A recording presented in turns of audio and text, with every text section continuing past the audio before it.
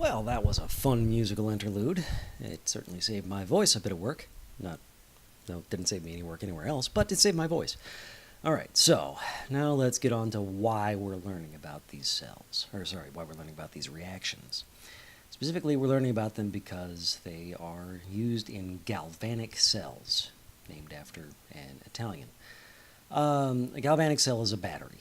It's a spontaneous chemical reaction that produces electrical energy, produces current. The opposite of a galvanic cell is an electrolytic cell. Instead of a spontaneous chemical reaction that produces electricity, you use electricity or electrical energy to drive a Dursley reaction. It's called electrolytic, electro because electricity, lytic. Lysis or lysis is to separate, to break apart. You might remember this from biology with the lysosomes, portions of the cell that break things down, that decompose them. And a lot of Dursley reactions involve decomposition, the opposite of oxidation, more or less, breaking oxygen off of something. So they're called electrolytic cells. But we are concerned with galvanic cells, not electrolytic cells. Okay? Here is a bit of a glossary, a galvanic glossary. An anode, that is the half of the battery where oxidation occurs. Okay? So, you have your two half reactions. Well, when the oxidation half reaction is in the anode. The cathode is where a reduction occurs. That's the other half of the battery, is the cathode.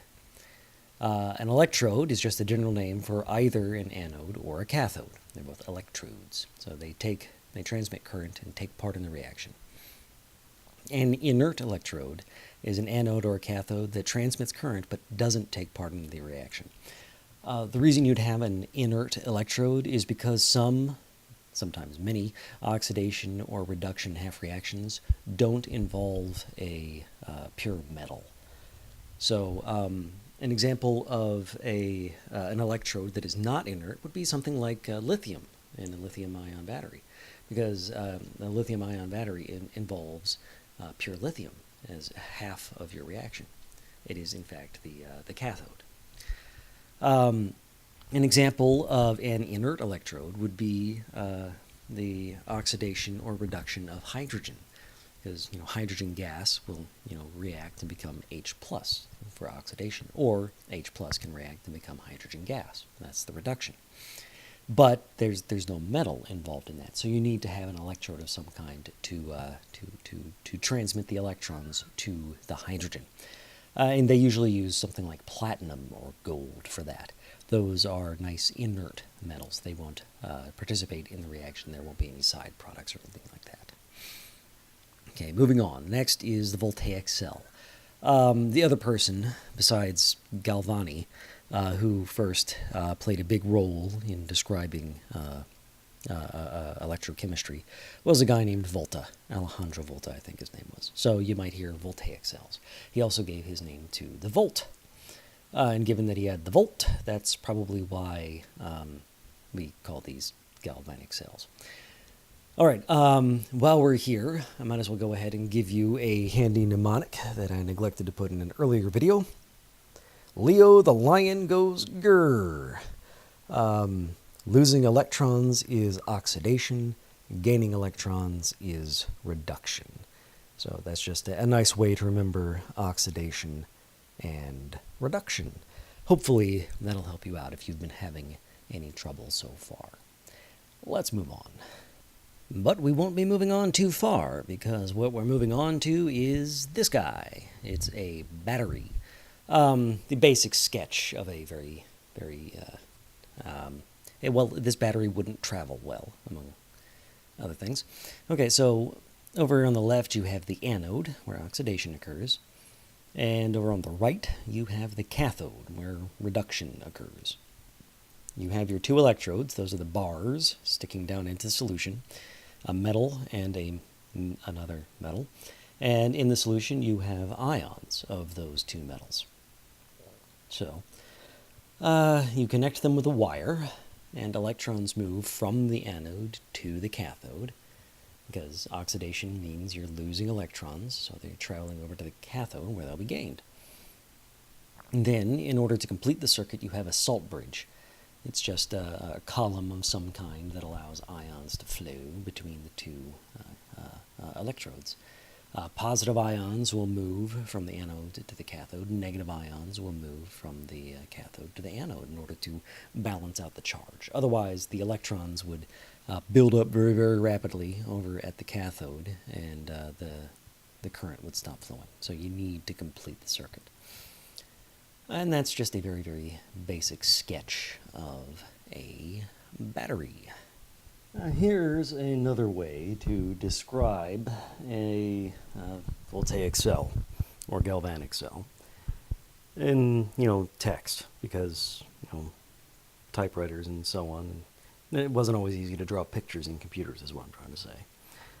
You talk about the anode, then the cathode. So anode on the left, cathode on the right. We always start from the anode because that's where the electrons start. Okay? We're following the electrons. So you start with the anode, and you specifically start with the metal of the anode. Then you have a vertical line, and then you have whatever's in solution, whatever the metal of the cathode would be turning into. And you describe that, if you tell if it's aqueous and if it's what concentration it is, for example. Then you have a double vertical line, then you have the solution over it by the cathode, and then you follow that up with the metal of the cathode. So down below, we have an example of a galvanic cell, and this includes an inert an inert anode. Namely, we have platinum metal for the anode, and then the thing that's reacting, the thing that's being oxidized, is the hydrogen gas at 1 atmosphere. Then we have our double vertical line, and we see that our cathode involves copper metal, and that is the metal of the cathode. So there are different ways of representing batteries. Some are more efficient than others, but I think those texts are kind of super mega boring. And since I'm bored, we're going to go ahead and move on.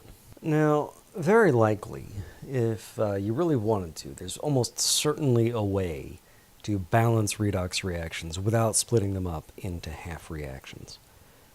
But given that you can separate the half reactions and make a battery, and then mix and match your half reactions in order to get batteries with different voltages, it's really useful to be able to split them up that way, and so that's almost certainly why they did it. Now, the thing is, your half reactions can never occur in isolation. If something's losing electrons, something else has to gain electrons, and vice versa. So it's not actually possible to have them fully separate in reality. But it is possible to sort of pretend. And that's what we do.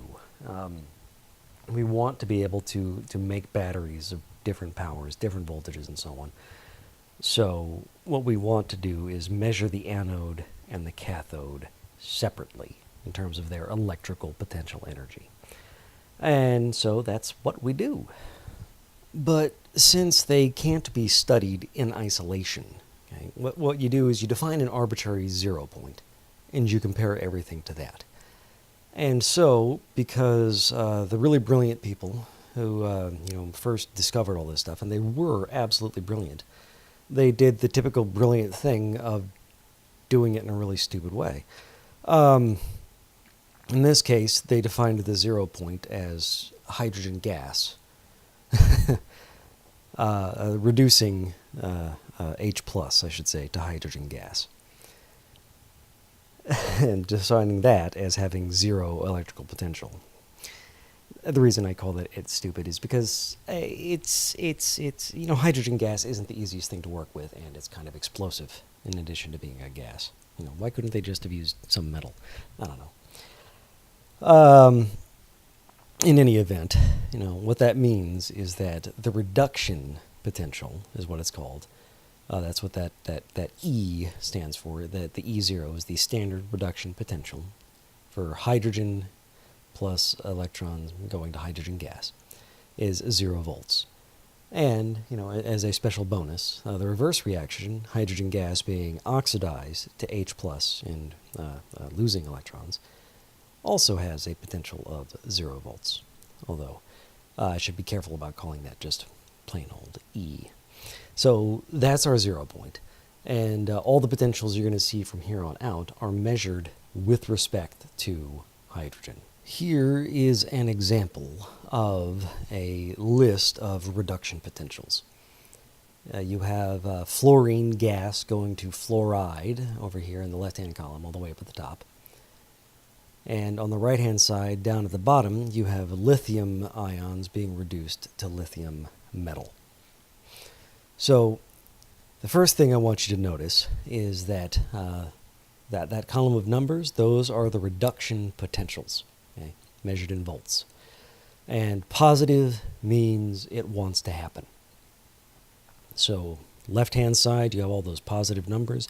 Those are things that want to be reduced. Over on the right-hand side, you see those negative numbers. Those are things that don't want to be reduced. Okay?